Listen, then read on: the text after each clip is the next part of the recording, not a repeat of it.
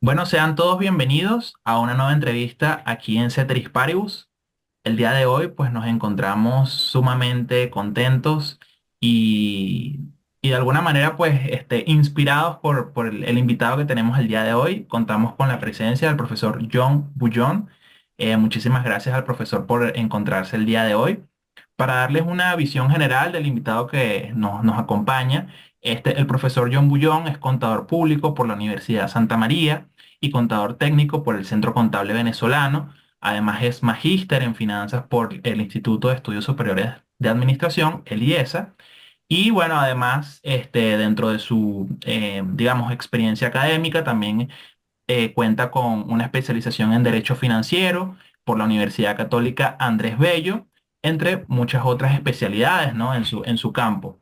El profesor, pues, dentro de su vasta experiencia profesional, académica, es experto contable acreditado por la Asociación Española de Contabilidad y Administración de Empresas. Además, también es asesor de inversión y corredor público de valores, autorizado por la SUNAVAL, es auditor externo, autorizado por la SUDEASEC, es candidato a la Certified Management Accountant en Estados Unidos y por la Association of Chartered Certified Accountants en Gran Bretaña.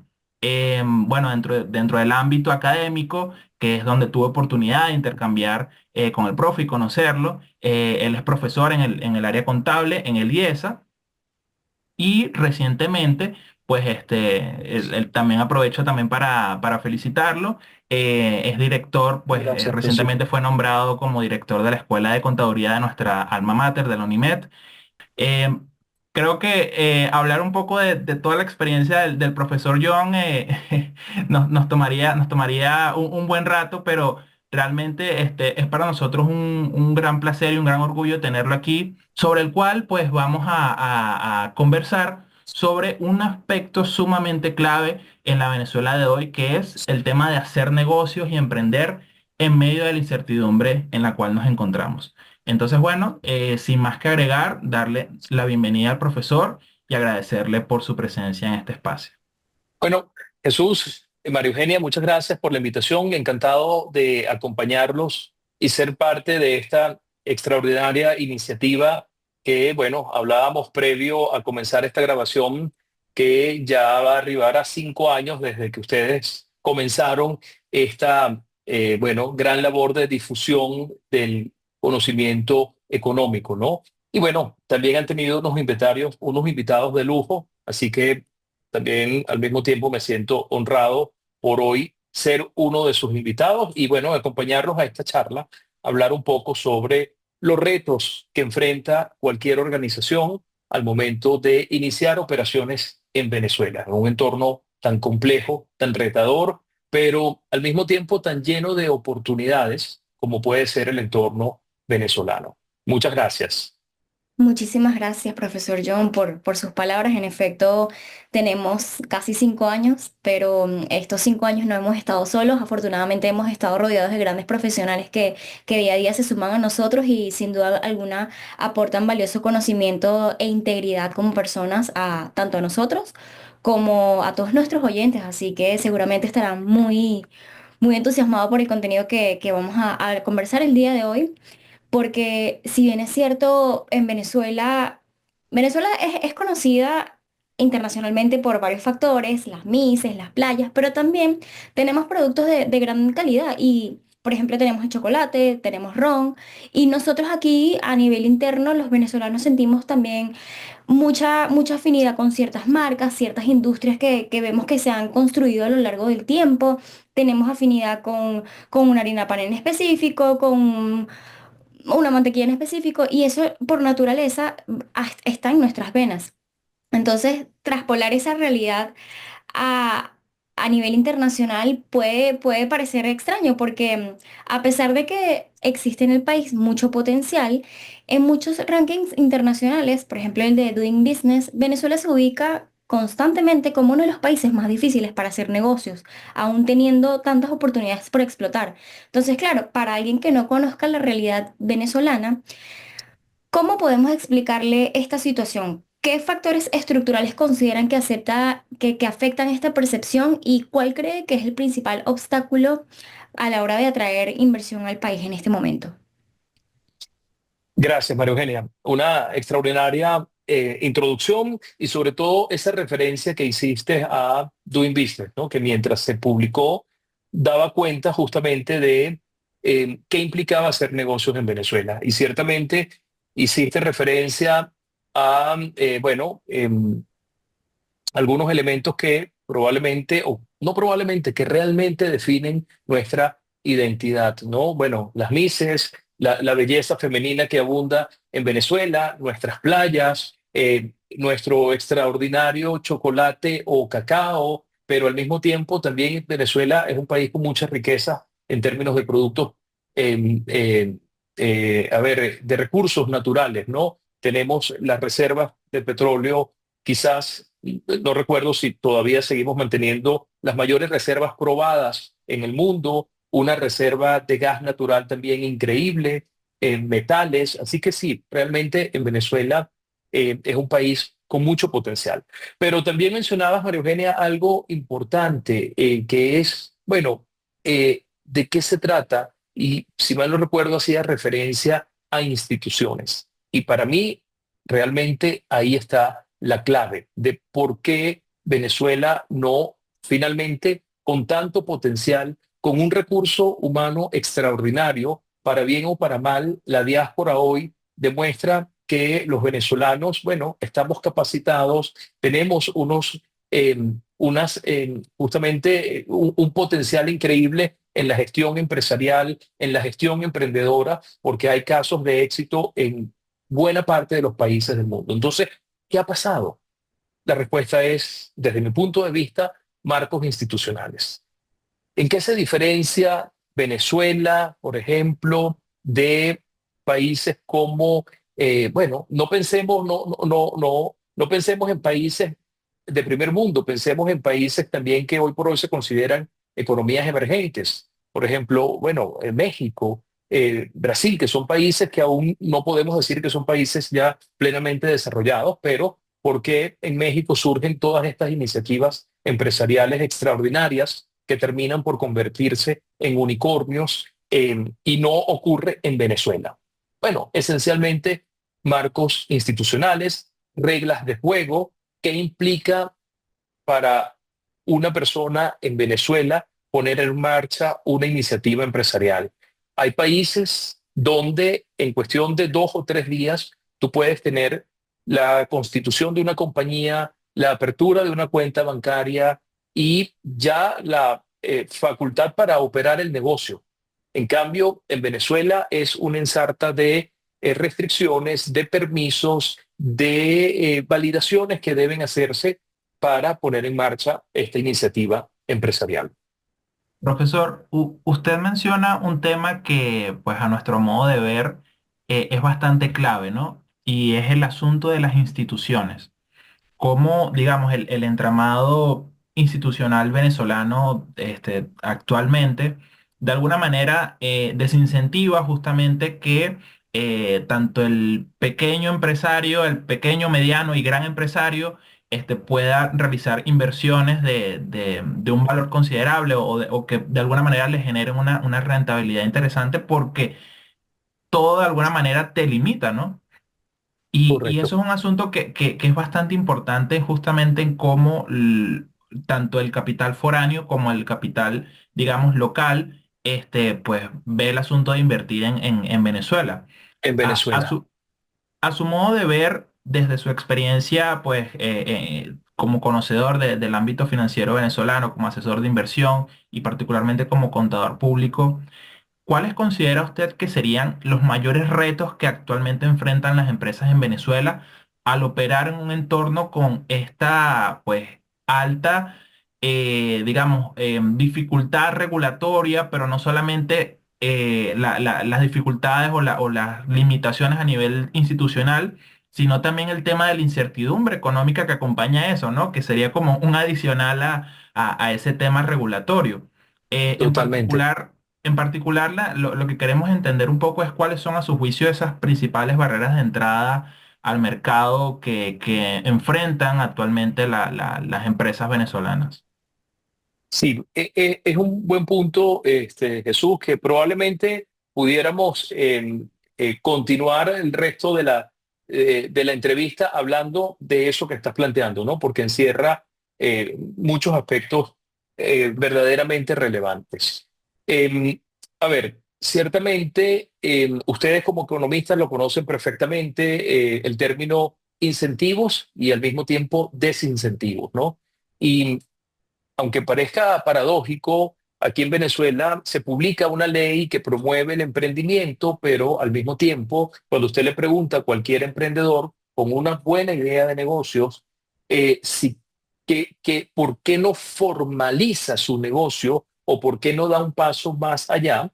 Le va a hablar justamente de todas esas barreras que ha experimentado y no solo barreras, sino inversión. Muchas veces una idea de negocio, una iniciativa empresarial puede ponerse en marcha con muy poco capital. En cambio, todo el aspecto regulatorio nos limita de sobremanera. ¿A qué me refiero con esto? Probablemente, y esto habría que validarlo con expertos en el área, como un abogado corporativo que nos pueda dar cuenta de, mira, cuáles pueden ser los costos asociados a la constitución, pero probablemente si tenemos una idea de negocios que quisiéramos poner en marcha, probablemente poner la compañía, crearla y formalizar el negocio requiera una inversión de 3.000, 4.000 o $5.000. O sea, comenzando, por ejemplo, que una máquina fiscal o una impresora fiscal puede estar por el orden de los $900. Al mismo tiempo, constituir la compañía, los honorarios del abogado, los gastos de registro, pudiéramos hablar de $1.500. Y luego tienes un aspecto fundamental que es, bueno, si voy a hacer una actividad económica en un municipio, debo solicitar una licencia de actividades al municipio y la solicitud de la licencia implica un pago de tasas considerables y otros permisos derivados. Por ejemplo,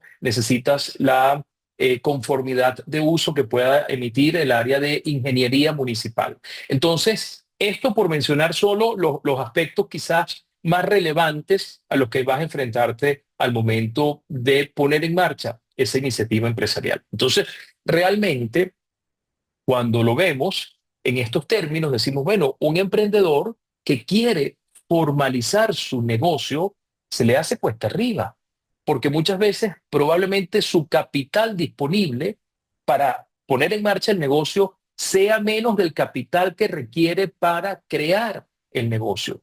Y mientras eso ocurra, bueno, vamos a tener los resultados que estamos teniendo, donde desafortunadamente en Venezuela tenemos, y esto hay que decirlo con mucho cuidado, altos índices de informalidad en los negocios, ¿ok?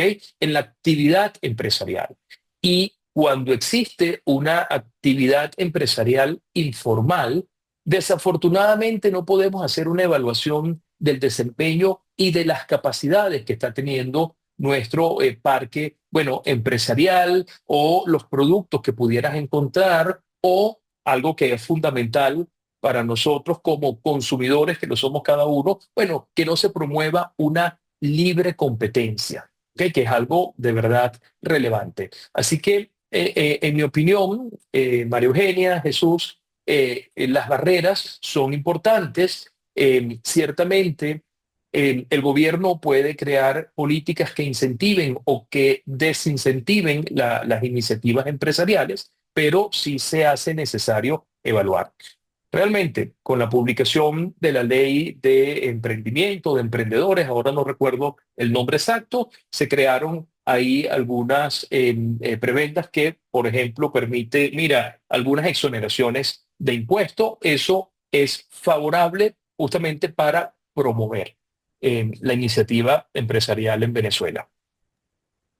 Profe, le tomo la palabra en justamente eso que comenta acerca de cómo, digamos, el entramado que se ha impuesto, ¿no? Justamente, de alguna manera, incluso nosotros que de alguna manera con esta iniciativa hemos tratado de pasar de la informalidad a la formalidad, nos encontramos a veces justamente como con un muro de contención, ¿no?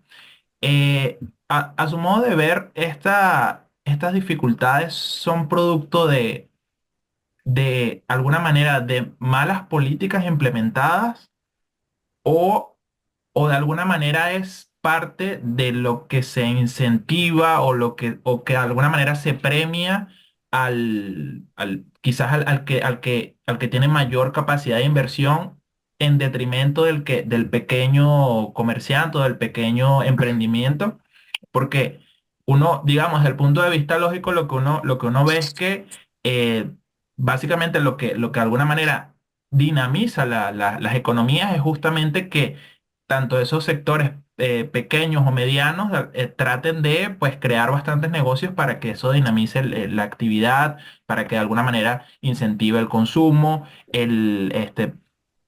Creo que allí también es interesante ver la razón subyacente del por qué esto es así. Si es producto de Sí. una política que a lo mejor está direccionada hacia otros intereses o de alguna manera es simplemente políticas mal implementadas o insuficientes para lo que se busca lograr.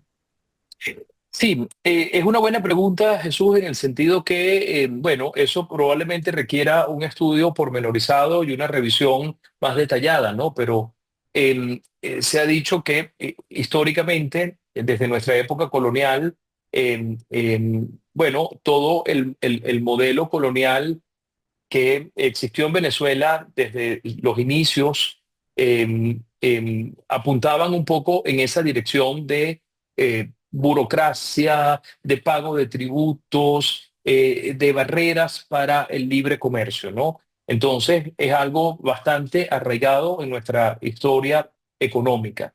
Pero al mismo tiempo hay algo interesante, ¿no? Y es cómo en los países donde existen incentivos, existen políticas que verdaderamente promuevan la iniciativa empresarial, es donde hemos visto, bueno, esos grandes avances de movilidad social. Si nosotros vemos, por ejemplo, la lista Forbes hoy por hoy de las personas con mayor patrimonio en el mundo, son nombres y empresarios que hace 40 años no estaban cerca de figurar en esa lista. Hoy por hoy vemos que, no sé, ¿dónde estaba 40 años atrás una persona como Elon Musk, una persona como Mark Zuckerberg, una persona hace 50 años atrás como Bill Gates, donde hoy por hoy, o Jeff Bezos, un Carlos Slim, bueno, da cuenta justamente de, bueno, cómo en entornos donde existen incentivos, existen políticas que promuevan la iniciativa empresarial, bueno, alcanzamos estos objetivos interesantes que es, bueno, que hay empresas que florecen, que hay empresas que crecen, que hay empresas que eh, mejoran la calidad de vida de todos realmente, porque gracias a las iniciativas empresariales, a la inventiva, hoy por hoy podemos hacer esto. Bueno, María Eugenia y John conectados desde Caracas y Jesús desde el Reino Unido y podemos hacer esta maravillosa eh, entrevista o conversatorio, como lo quisiéramos llamar, ¿no? Entonces sí, sería importante, Jesús, evaluar y que finalmente eh, no hay nada que nos diferencie en términos de inteligencia, por ejemplo, entre una persona que inicia un negocio en el estado de California, en los Estados Unidos, y una persona que inicie un negocio en el estado Miranda, en el estado Zulia, en el estado Aragua o Carabobo.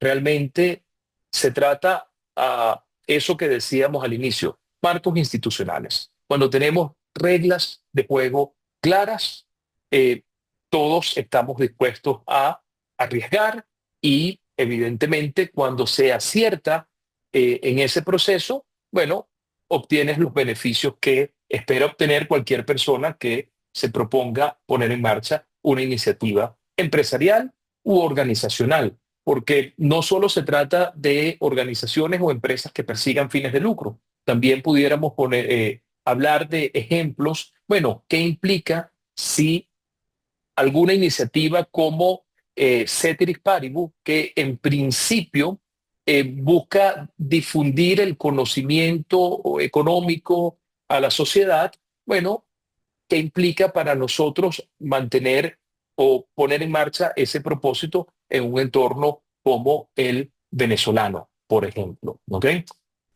Muchas gracias, profesor, por su excelente comentario. En efecto, recientemente hemos visto surgir nuevos modelos de negocios en sectores como tecnología, alimentos, logística, hecho que anteriormente a lo mejor no se notaba tanto, incluso muy orientados a la tecnología, con grandes habilidades tecnológicas. Particularmente este auge de las startups es muy interesante. Todo esto que usted comenta, el tema de las tecnologías de la comunicación, del poder estar comunicados, del teletrabajo incluso, tantas Ujú, cosas que correcto. a pesar del contexto se pueden aprovechar a favor. ¿Qué factores considera usted que está impulsando estas iniciativas y qué oportunidad existen para aquellos que deseen emprender en Venezuela? ¿Qué sectores económicos considera que tienen más potencial de crecimiento en este momento? Interesante, María Eugenia. Hay una frase, y bueno, seguramente Jesús la debe recordar porque me encanta repetirla en todas las sesiones de clase. Fue algo, unas palabras que dijo Charles Darwin en torno a 1850, ¿no? Que al día de hoy siguen estando tan vigentes como lo estuvieron en su momento, ¿no?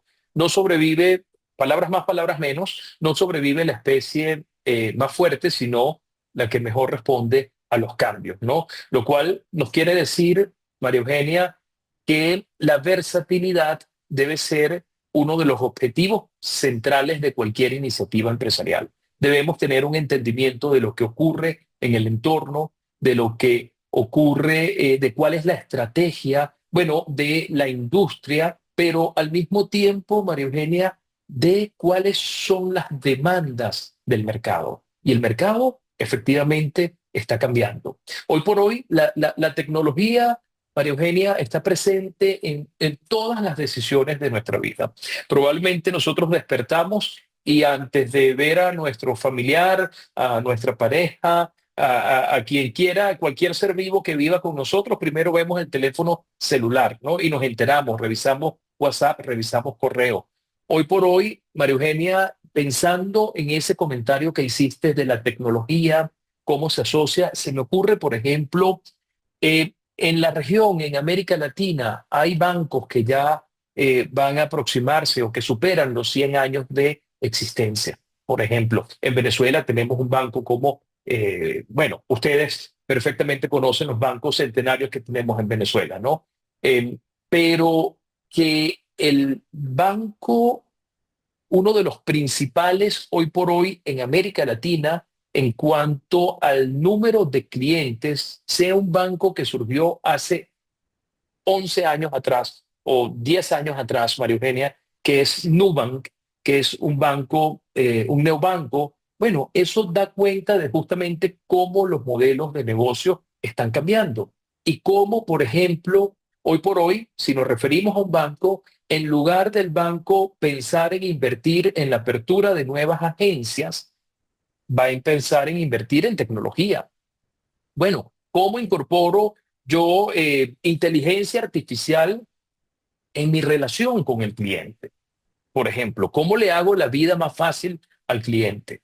Entonces, sí, todo está cambiando y es muy importante estar enterados, es muy importante comprender los cambios. Bueno, hablando de inteligencia artificial, vemos lo que está ocurriendo en estos días, luego de que el presidente Trump asumiera recientemente y hace un anuncio importantísimo de la inversión que va a hacer el gobierno federal en inteligencia artificial. Luego surge una noticia como que una compañía como Nvidia reportó la mayor pérdida de capitalización que se haya registrado en la historia en un día. Bueno, y al mismo tiempo el surgimiento de una empresa de China de inteligencia artificial motivó un poco toda esta volatilidad que estamos viendo en las empresas de tecnología. Así que, María Eugenia, sí, o sea, evidentemente el sector tecnológico probablemente sea uno de los sectores en los que más se va a invertir en los próximos años, eventualmente en las próximas décadas, ¿no? Pero la tecnología va a una velocidad impresionante. Al mismo tiempo, la tal vez la carrera espacial, María Eugenia, hoy por hoy vemos como empresas como, no sé, o empresarios como Jeff Bezos y Elon Musk están empecinados en llevar y en convertir los viajes espaciales en algo accesible para todos. No sabemos si ese pueda ser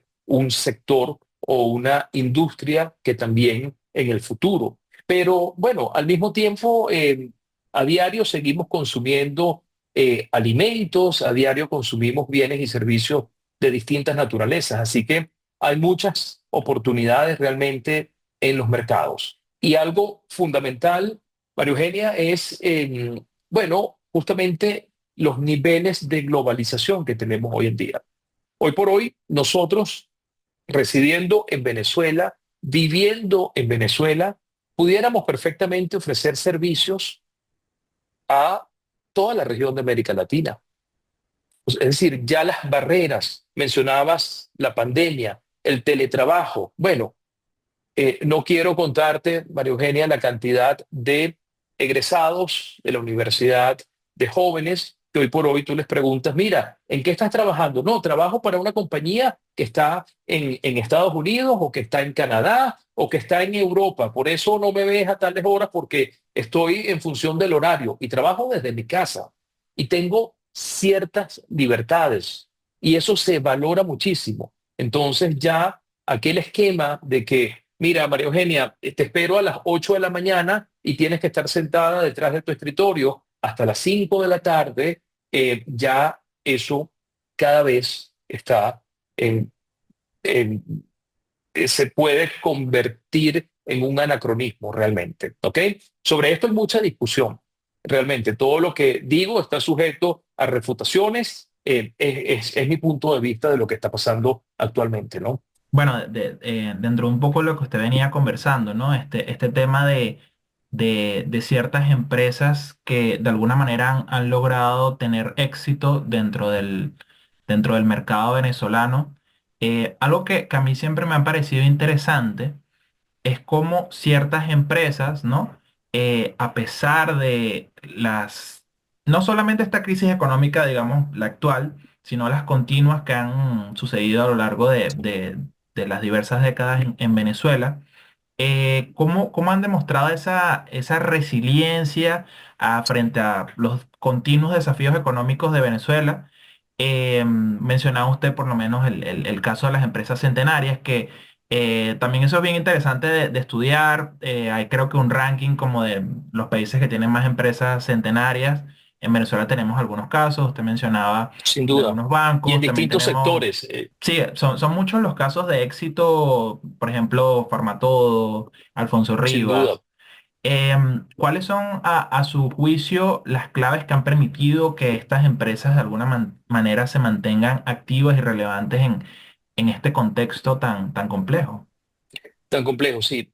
A ver, Jesús, tú mencionabas la palabra clave de todo esto, ¿no? La resiliencia, la resiliencia es fundamental, ¿no? A pesar de que debiéramos hablar de resiliencia cuando nos referimos a seres humanos, hoy por hoy podemos hablar de la resiliencia empresarial, que bueno, que está conformada por seres humanos. Y sí, ciertamente, este entorno que es complejo, que es retador, que es cambiante, también es un entorno muy fértil para el aprendizaje diario.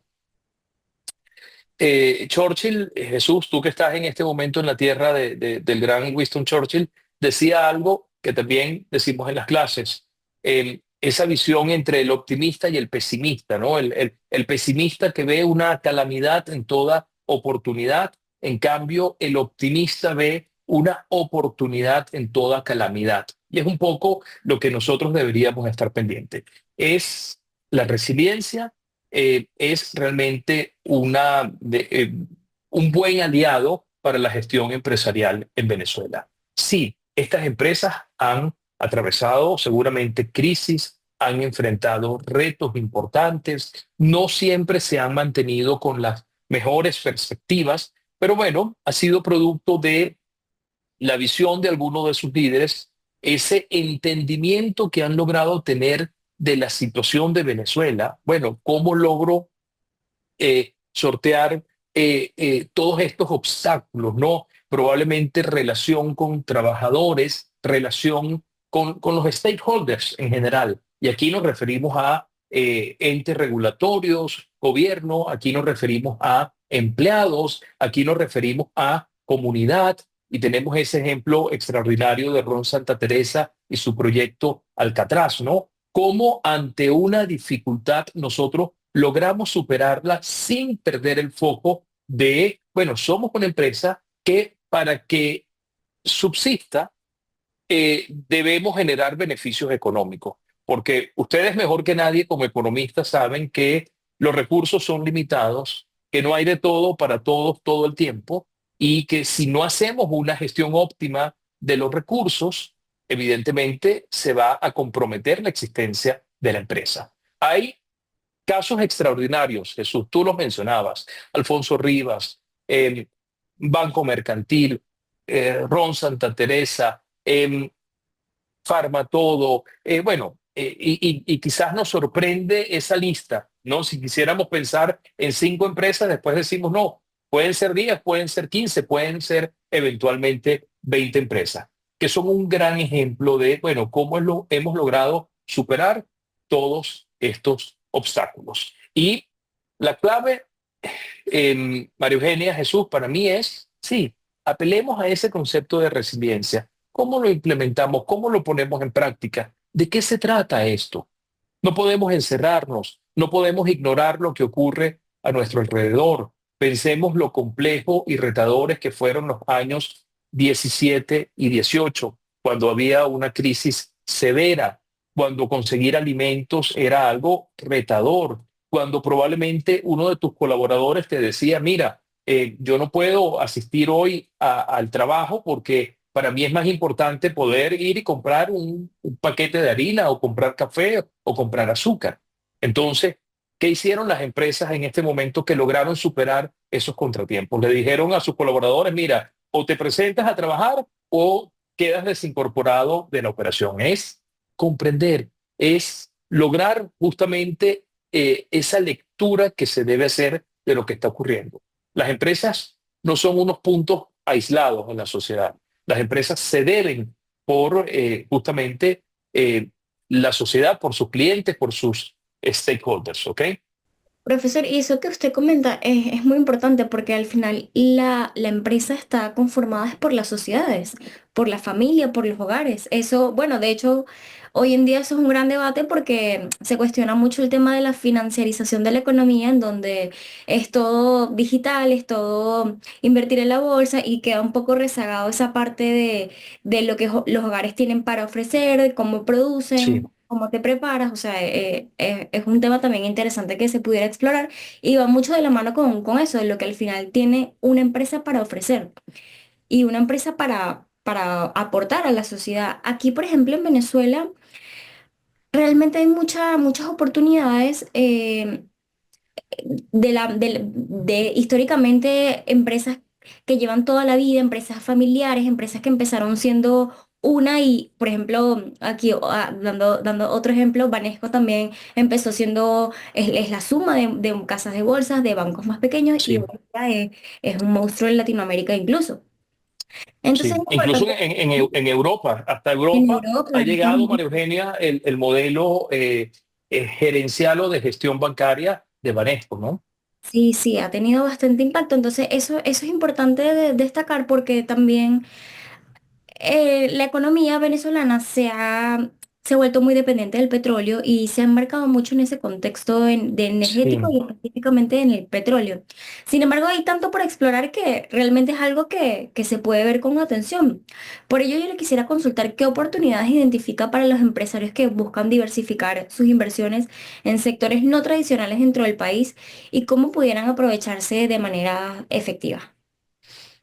Eh, Interesante, María Eugenia, esa referencia que haces, porque sí, ciertamente, no recuerdo ahora si fue en el año 18 o en el año 14, en 1914, 1918, cuando se dio aquel gran reventón y Venezuela cambió para siempre, ¿no? o al menos lo que conocíamos hasta ese momento de ese país que tenía poco menos de 100 años, perdón, de existencia para 1914 o 1916. Y desde entonces, María Eugenia, quizás ya un poco posterior a los gobiernos posteriores a Juan Vicente Gómez, ya comienza a hablarse de, bueno, ¿qué hacemos con el petróleo, no? Comenzamos a pensar, mira, es necesario cobrarle algún tipo de impuestos a las empresas transnacionales que están en Venezuela explotando el petróleo. Y desde entonces la discusión ha sido, María Eugenia, esa. Bueno, la dependencia, y cada vez más las finanzas públicas en Venezuela dependen de la gestión petrolera. En la gran Venezuela que tuvimos en la década de los 70, cuando nos emborrachamos con los petrodólares, probablemente esa discusión no era relevante, ¿no? Porque todo el mundo pensaba, mira, ¿y qué vamos a hacer si nos está cayendo dinero literalmente de todas partes, ¿no? Pero bueno, eso trae unas consecuencias y que nuestra generación, justamente nosotros, hoy por hoy, estamos pagando parte de esas consecuencias o estamos experimentando unos retos distintos. Esto va un poco como con lo que hablábamos al inicio de, mira, qué oportunidades puede haber en Venezuela. Bueno, el cacao que tenemos, otros recursos naturales distintos al petróleo, gas, bueno, agricultura, la ganadería. Vemos en estos cambios que se está viendo en los tiempos actuales, María Eugenia, cada vez más iniciativas empresariales que tienen que ver con gestión ganadera y agrícola. Eh, Hoy por hoy, y uno quizás de las debilidades más importantes que en mi opinión hemos tenido como sociedad es la carencia o la falta absoluta de educación financiera, porque una sociedad educada financieramente piensa en el futuro, piensa en su plan de retiro, piensa que tener un gobierno con un gasto público incontrolado e ilimitado trae consecuencias. Piensa que en una economía no puede haber cosas gratis, que alguien está pagando por ello. Y bueno, evidentemente, al mismo tiempo, eso nos iba a permitir hablar de estos casos empresariales que han sido exitosos, otros tantos desaparecieron con el tiempo, pero sigue habiendo grandes oportunidades. Aquí, por ejemplo, buena parte de nuestras fronteras es una frontera marítima. O sea, las costas de Venezuela son algo importante y se puede decir que no tenemos una industria pesquera significativa o que contribuya con la economía. No se tienen los números, pero quizás sería interesante investigar y bueno, teniendo toda esa costa, cuánto se produce por la exportación de hay algunas iniciativas importantes en la industria camaronera, en el occidente de Venezuela, en el oriente, pero no es algo significativo. Bueno, el café, ¿qué representa el café para Colombia? ¿Qué representa el café para Brasil? ¿Qué representa el café para Venezuela? Con el potencial que tiene Venezuela. El cacao, el ron, bueno, el ron venezolano es referencia a nivel global. Se ha visto en tiempos recientes algunas transacciones, algunas compañías extranjeras que están invirtiendo en las empresas de ron venezolanas. Pero sí, o sea, realmente nuestra realidad es que Venezuela, en términos empresariales, es un mercado virgen totalmente. Está todo por hacerse, todo puede desarrollarse. Y realmente necesitamos poner en marcha todo nuestro potencial, ¿no? Con las perspectivas que hay, todo esto del cambio climático, los temas de sostenibilidad, bueno, probablemente ya la realidad es que no nos van a dar los tiempos para explotar todas las reservas de petróleo que tenemos. Europa ya está sacando algunas medidas, resoluciones que piden en el 2035, en el 2040, que ya los vehículos no sean alimentados con, no sé, combustibles fósiles. Entonces, bueno, ya comenzamos a generar alertas tempranas de, mira, ¿qué vamos a hacer en Venezuela? Hay que desarrollar otra industria. No podemos continuar con la dependencia. ¿Por qué? Porque lo que hablábamos antes, la forma, los modos de vida están cambiando y eso nos va a obligar a todos a poner en marcha cambios, ¿no? Tanto las empresas como los consumidores, como los gobiernos. Profe, me permito hacer un inciso, porque justamente cuando usted mencionaba, ¿no? Dentro de de su explicación acerca de todos esos sectores que son sumamente interesantes dentro del contexto económico venezolano, pero que justamente no han sido explotados. Justamente Mario Eugenio y persona hace poco trabajamos en un proyecto sobre la economía azul en Venezuela. Y fue bastante interesante justamente, básicamente los resultados a nivel general, ¿no? De lo que nosotros pudimos investigar es eso, que es un sector completamente, prácticamente virgen, como usted mencionaba, Ujú, porque existen tantas potencialidades, existen tantas industrias que es posible desarrollar en lo que es llamada la economía azul, que podría ser desde transporte acuático hasta ujú, el área pesquera, el área pues mineral dentro de lo que es la extracción de ciertos recursos del agua, también el ámbito turístico, también el ámbito, pues, tanto del sector alimentario como del sector industrial. O sea, hay muchísimas potencialidades, nada más en esa industria específica. Y Venezuela siendo por ejemplo, de América del Sur, uno de los ujú. que tiene las costas más extensas de Latinoamérica, no está aprovechando eso. O sea, es un sector completamente que está subdesarrollado, pero precisamente porque no se le pone el énfasis a esas potencialidades, sino que, bueno, nos hemos dirigido a quizás el sector que por excelencia ha sido el que es más rentable para el país, que es el petróleo. Pero bueno, yo diría que si algo se puede sacar positivo, si se quiere, de toda esta situación económica que hemos estado viviendo recientemente, es que de alguna manera eso ha obligado al sector empresarial al que de alguna manera pues vea o de alguna manera intente explorar esas áreas no tradicionales dentro del esquema económico venezolano. Y bueno, tal como veníamos comentando hace algunos minutos, Venezuela es un país en el cual el emprendimiento ha crecido de manera importante en los últimos años. Me permito también mencionar los ejemplos que a mi modo de ver son bastante interesantes, estas aspirantes a unicornios, como son estas empresas tecnológicas tipo Yomi, Ridery, etcétera, bueno, además de ser emprendimientos interesantes en lo tecnológico, también han sido pues promotores de dinamismo económico, creación de empleo, etcétera, ¿no? Sin embargo, no podemos ocultar, y también eso es algo que usted mencionaba cuando hablaba de esas barreras, que pues debido a todo el entramado regulatorio de Venezuela, sabemos que muchos emprendimientos que están surgiendo se encuentran entrampados en un entorno donde reina la informalidad.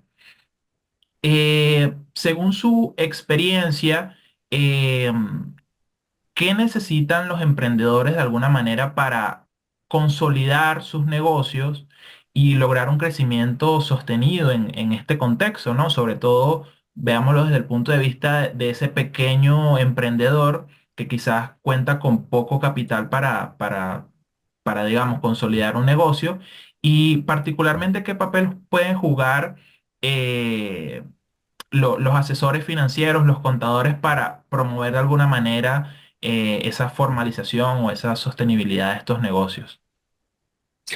Sí, interesante Jesús por lo siguiente, ¿no? Porque cuando hacemos este recuento bueno, de cómo ha sido la evolución, algo bastante sucinto, financiera y económica de Venezuela, este, me viene a la mente aquella frase de que la visión de un político y de un estadista, ¿no? Que el estadista va a pensar en las próximas generaciones, en cambio el político va a pensar en las próximas elecciones, ¿no? Entonces necesitamos políticos, estadistas políticos o políticos estadistas, realmente. Y esto de la formalización tiene que ver un poco también con la visión a largo plazo, a mediano y largo plazo que tenga ese emprendedor o que tenga ese empresario.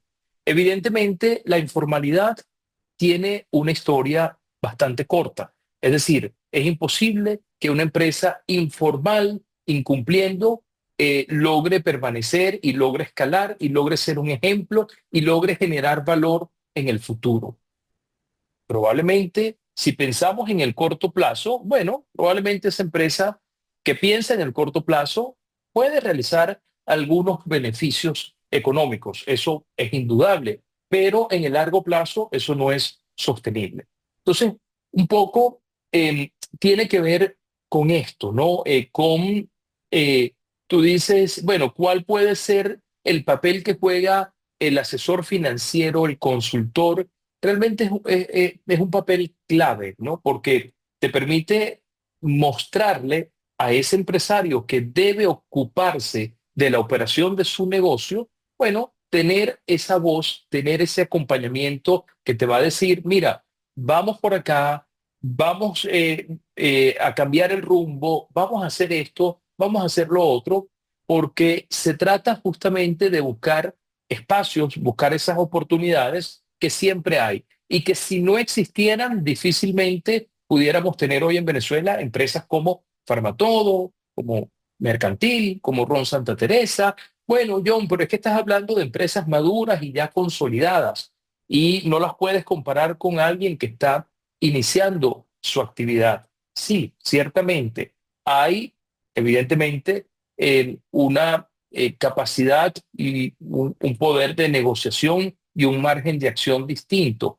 pero sí hay oportunidades. Entonces, nuestro papel, nuestro rol es siempre indicar que debemos pensar en el largo plazo, que pensar en el largo plazo nos obliga a reinventarnos a diario, que justamente lo que produce desarrollo y bienestar en la sociedad, en el país y en el patrimonio eh, familiar y que trascienda de una generación a otra es la formalidad y esa visión de largo plazo, no la visión de corto plazo, porque esa visión de corto plazo es como aquel sujeto que dice, bueno, yo decidí que voy a hacer dinero yendo a un casino, ¿ok?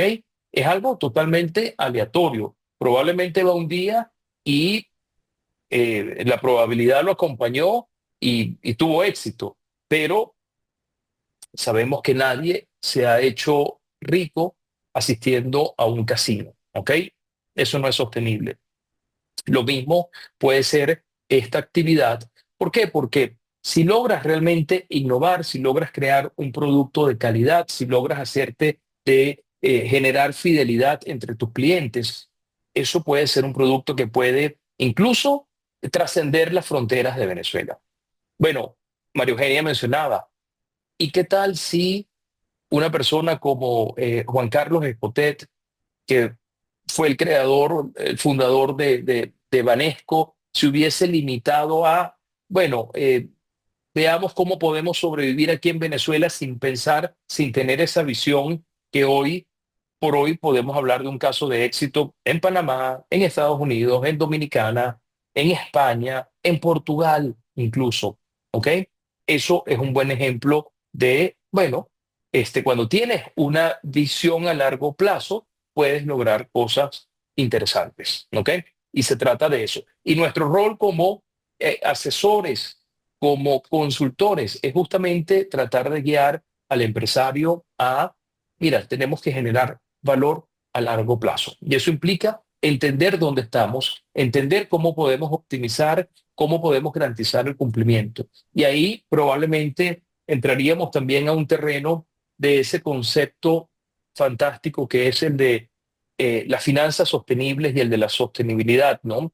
Cuando pensamos, a pesar de que ustedes como economistas, sabemos que Milton Friedman, que tenía una tesis totalmente contraria a todos estos temas de responsabilidad social empresarial, pero pensemos en lo que es la sostenibilidad, justamente qué impacto estás causando en la sociedad, qué impacto estás causando en el medio ambiente y cómo estás gestionando tu empresa. Y esto de gestionar tu empresa es gobierno corporativo. Y gobierno corporativo es comprender cuál es el marco regulatorio y evaluar su cumplimiento. De eso se trata.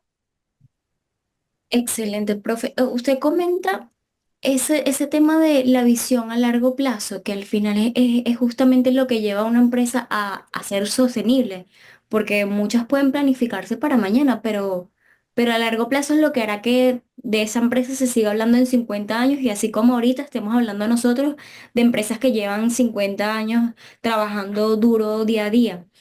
Pero Correcto. en este contexto país en donde planificarse realmente puede ser un desafío por tanta incertidumbre y un entorno algo cambiante, ¿qué sugerencia pudiese darle usted a un empresario venezolano que justamente busque esa visión a largo plazo de planificarse y busque ser eficiente y optimizar costos y aumentar beneficios sin comprometer la rentabilidad, pero siempre cumpliendo con todas las regulaciones que necesita? Sí, realmente, María Eugenia, es un reto es significativo, por decirlo menos, ¿no? Porque visto así, realmente tú dices, bueno, John, pero es que me estás pidiendo, me estás pidiendo demasiado, ¿no? Hablábamos antes de la necesidad de que una empresa sea resiliente. Mencionábamos esa frase extraordinaria eh, de Darwin en cuanto a las especies que sobreviven y decíamos que debemos ser versátiles para adaptarnos a los cambios. Ahora, esa versatilidad y esa resiliencia, María Eugenia, no debemos confundirla o no debe significar ausencia de planificación, ausencia de visión a largo plazo. Séneca, que era un sujeto que decía o que dijo algunas cosas interesantes, dijo aquello de que no hay viento favorable para la barca que no sabe a dónde va. Así que es necesario para las organizaciones, ciertamente, ser resilientes, tener versatilidad, pero al mismo tiempo tener esa visión de largo plazo, tener esos objetivos estratégicos bastante claros. Eso cuando logras establecerlos, cuando logras dibujarlos, cuando logras crear un mapa y esta es mi ruta y hacia allá queremos ir, probablemente, María Eugenia, con esos objetivos claros, implica incluso que yo voy a tolerar ciertos niveles de sacrificio de rentabilidad, pero forma parte de un plan. Eso forma parte de un plan a largo plazo. Cuando pensamos en los estudiantes universitarios, pensemos en ustedes cuando eran estudiantes. Seguramente en algún momento alguien les dijo algo extraordinario, como mira, el fin de semana vamos a bajar a la playa, vamos a jugar fútbol, vamos a salir, vamos a hacer cualquier plan, pero ustedes dijeron, mira, es que tengo un examen el lunes y tengo que estudiar. Ahora, ¿cuál era el objetivo de ustedes? Bueno, mira, yo quiero graduarme en 5 años. Eso no significa que yo voy a renunciar para siempre y el resto de mi vida a jugar fútbol, ir a la playa, subir al Ávila, hacer cualquier cosa distinta. Sin embargo, en ese momento como estudiantes, ustedes estuvieron dispuestos a sacrificar ciertas cosas. Lo mismo hay que decirle a las empresas. Bueno, si tienes una visión de largo plazo, eh, usualmente el entorno es cambiante. Hoy estamos arriba, mañana abajo. Hoy tienes un tipo de cambio estable, mañana el tipo de cambio se desestabiliza.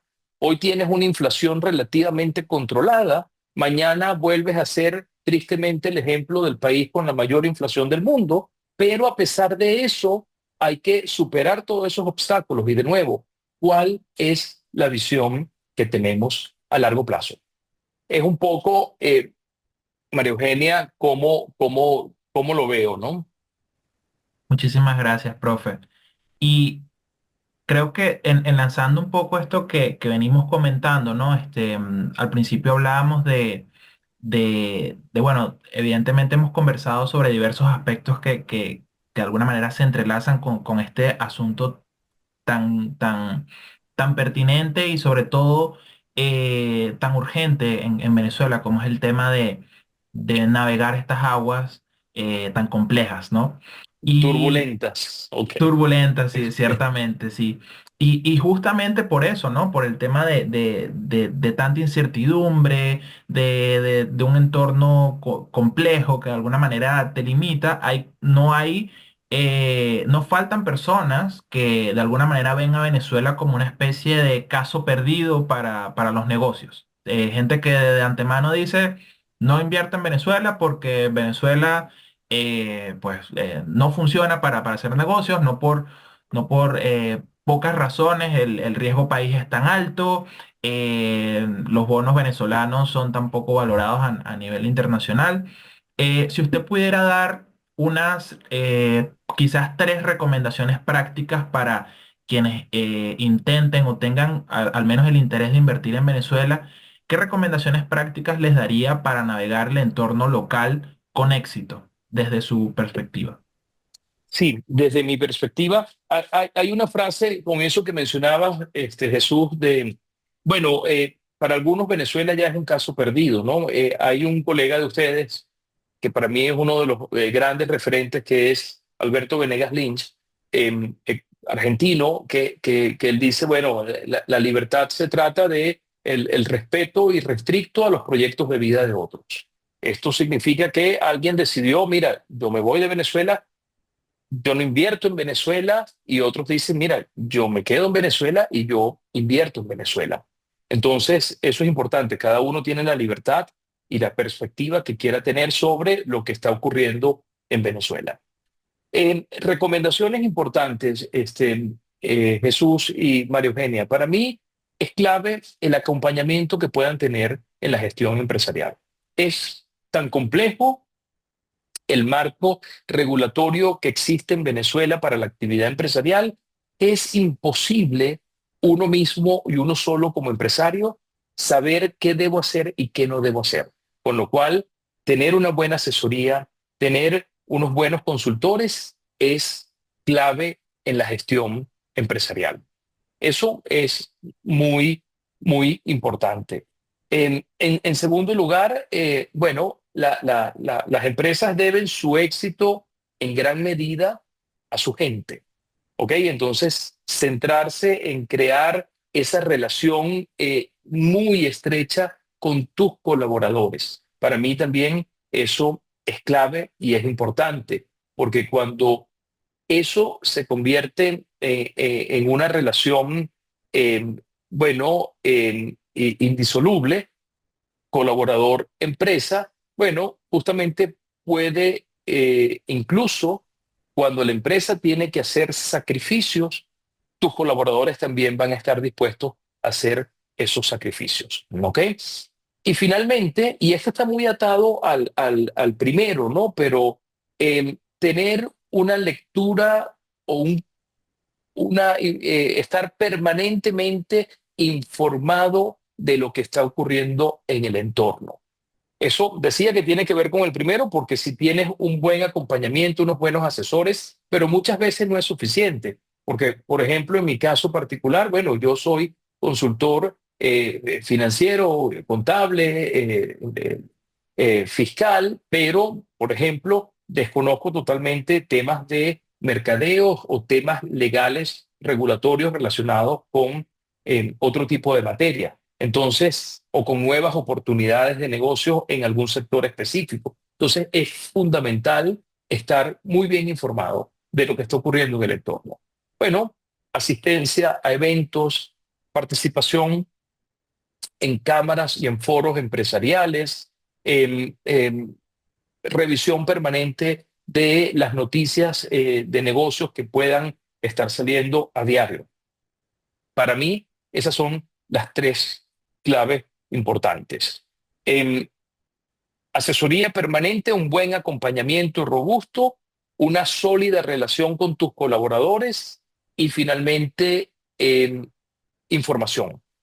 Toda la información que resulte posible tener, que esté disponible para la toma de decisiones empresariales. Excelente, profesor. Esa opinión, esa perspectiva que usted nos comparte es muy, muy interesante, sobre todo para considerar a la hora de lo que comentábamos, de no considerar al país como un caso perdido para los negocios. De hecho, todavía queda mucho por hacer y llevamos toda la entrevista comentando de que hay muchas oportunidades por explotar, mucho potencial aún en el país. De hecho, eso se ve. Creo que yo creo, me empecé a dar cuenta de eso en pandemia, que claro, las personas sin salir de casa tenían que ver cómo se ganaban la vida. Entonces empezó el boom de los deliveries, empezó el boom de los bodegones, hacia esa fecha también, creo que antes de pandemia, pero la gente ve lo que funciona y lo replica.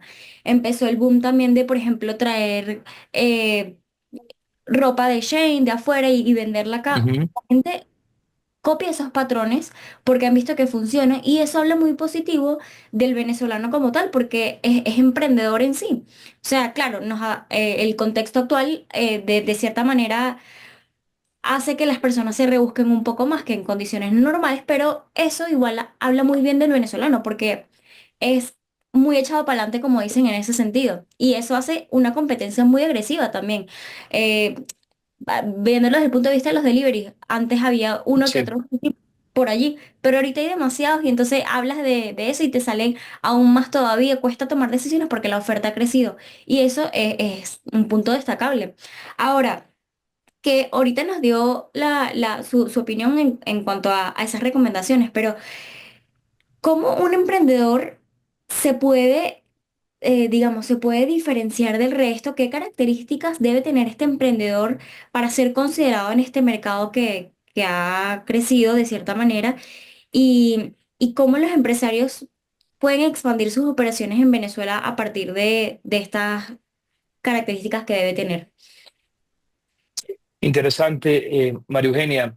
Em, Fíjate que sí, afortunadamente, como consumidores, lo mejor que nos puede pasar es la existencia de la competencia, ¿ok? Porque cuando hay competencia, justamente, primero que desde el punto de vista financiero, los precios tienden a la baja cuando hay competencia. Y en segundo lugar, que la innovación está a la vanguardia. Es decir, las empresas deben innovar para captar la atención de los clientes. ¿Por qué? Porque si no se va con el del lado, o bien por el precio, o bien por la calidad, o bien por el servicio.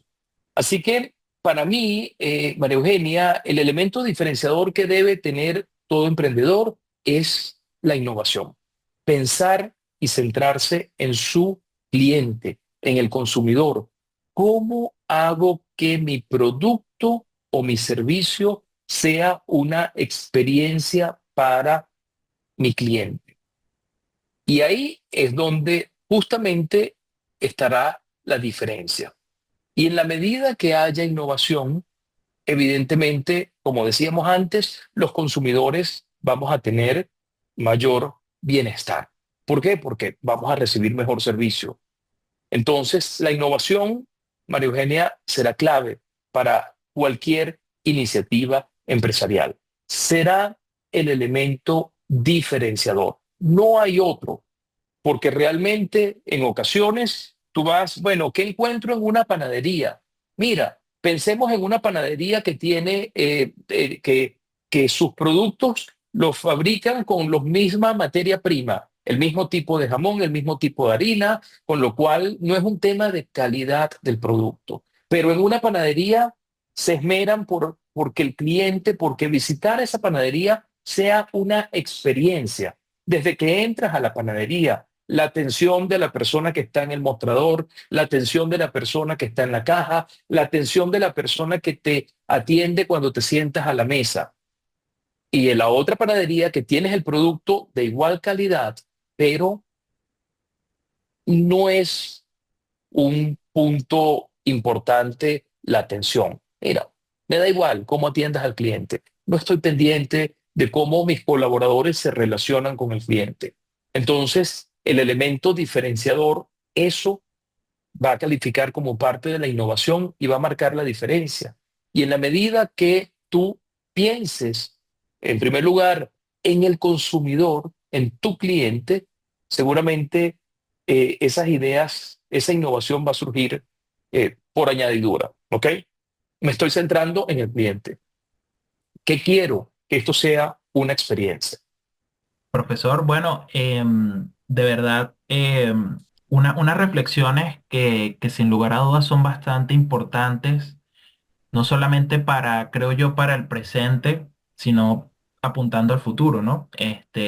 Tal como usted venía comentando y tomando ese comentario que hacía María Eugenia, a partir de la pandemia eso marcó un hito y creo que si algo puede definir al emprendedor o al sector de emprendimiento venezolano es la evolución, ¿no? Como siempre el emprendedor busca adaptarse, de evolucionar y bueno, justamente también mencionamos el tema de la resiliencia, que es bastante clave. Y bueno, justamente esas reflexiones que usted nos comparte el día de hoy, creo que nos hacen justamente eh, reflexionar sobre esos retos a los cuales nos enfrentamos, pero también justamente resaltar que existen muchas potencialidades, muchas áreas inexploradas, muchas áreas de oportunidad que sin lugar a dudas van a ser sumamente relevantes para el futuro de Venezuela. Bueno, para los que nos están viendo, recordar que estamos con el profesor John Bullón, experto contable, magíster en finanzas de IESA, profesor en esta misma institución, además es director de la Escuela de Contaduría de la UNIMED, socio director de Befica, director de la Cámara Venezolana de Empresas Consultoras de Venezuela Cabecon, miembro de Bene Capital, de Bridgecham. Bueno, una amplia experiencia, sin lugar a dudas, ha sido pues para nosotros un honor tenerlo acá en este espacio, profesor.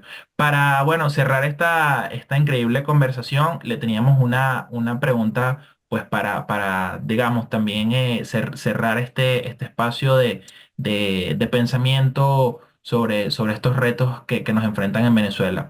Digamos, tomando en consideración toda su experiencia, tanto en lo académico como en lo profesional, si usted pudiera el día de hoy implementar una política pública que de alguna manera impulse la actividad económica, la generación de empleo, la diversificación de la economía y de alguna manera permita o impulse justamente la participación del sector privado dentro del entramado económico de Venezuela, si usted estuviera en sus manos proponer esa medida económica, ¿cuál sería y por qué? Para cerrar esta entrevista el día de hoy. Eh, Gracias. Una pregunta, eso es como jugar, no sé, hacer, mira, imagínate que puedes hacer lo que quieras por un día, ¿no?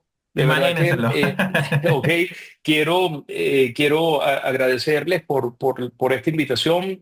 Ha sido una conversación de verdad con la que me he sentido muy a gusto y ustedes hacen una labor extraordinaria y es importante que continúen en ese empeño de difundir el conocimiento económico y que Ceteris Paribus se convierta en un referente nacional y regional, ¿ok?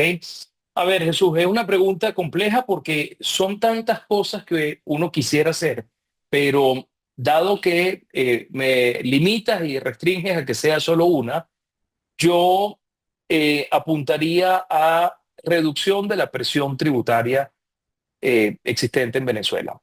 Vamos a reducir los tributos.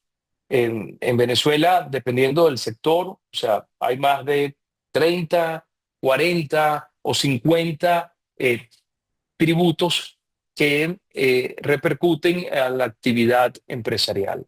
Y ciertamente los tributos, los impuestos, por disposición constitucional, todos debemos contribuir con el pago de impuestos. Sin embargo, sabemos que los tributos pueden generar también desincentivos a la actividad empresarial. Entonces, se demuestra que en la medida que los tributos se reduzcan, que se facilite su cumplimiento, Finalmente, vamos a ampliar la recaudación. Eso sería un caso bien interesante de estudiar, ¿no? Dada la dinámica económica en Venezuela, qué implicaciones pudiera tener si se suaviza la presión fiscal o tributaria existente sobre las empresas. Para mí, esa sería la medida que me encantaría poner en marcha. Excelente, profesor. Muchas gracias por este espacio tan agradable. Eso que usted comenta de poder pensar como si fuera un deseo así al estilo de un genio en la botella, es un ejercicio interesante porque justamente este tipo de reflexiones son las que nos permiten llevarnos a esos planteamientos, esa reflexión, ese constante pensar, debatir, cuestionarlo todo es lo que nos lleva día a día a ser profesionales más mente abierta en ese sentido y así sea Así un es. ejercicio, una simulación muy sencilla, nos da la oportunidad de reflexionar sobre justamente a dónde estamos hoy y a dónde queremos llegar. Así que muchas gracias por este agradable espacio. Creo que es importante para todos como venezolanos o incluso nuestros usuarios que nos ven desde afuera conocer la realidad actual de Venezuela y precisar de que a pesar de los desafíos, sigue siendo una nación con mucho potencial, muchos recursos y no solo naturales, sino también, como comentaba usted más temprano, recursos humanos que están llenos de estos emprendedores que hemos venido hablando de ellos todo el rato, que son personas que vimos que tienen una serie de habilidades, ¿no? Que no son solo profesionales o personas con habilidades duras, sino también con habilidades blandas, que deben ser resilientes, que deben ser capaces de planificarse, de escuchar, de comunicarse, de tomar en cuenta todas estas sugerencias que usted nos ha comentado el día de hoy. Así que muchísimas gracias. Esto sin duda alguna va a ser una gran guía para todos los que nos vean en la tarde de hoy. Fue para nosotros un placer tenerlo acá y es para nosotros tenerlo entre nuestros contactos porque eso nos permite la oportunidad de recibirlo siempre que usted desee volver a Ceteris Paribus. Tiene las puertas abiertas para recibirlo aquí muy amenamente. Muchas gracias por su tiempo, por su gran explicación y por enseñarnos que bueno, que realmente siempre podemos ser cada vez mejores seres humanos para constituir la sociedad de la que somos parte.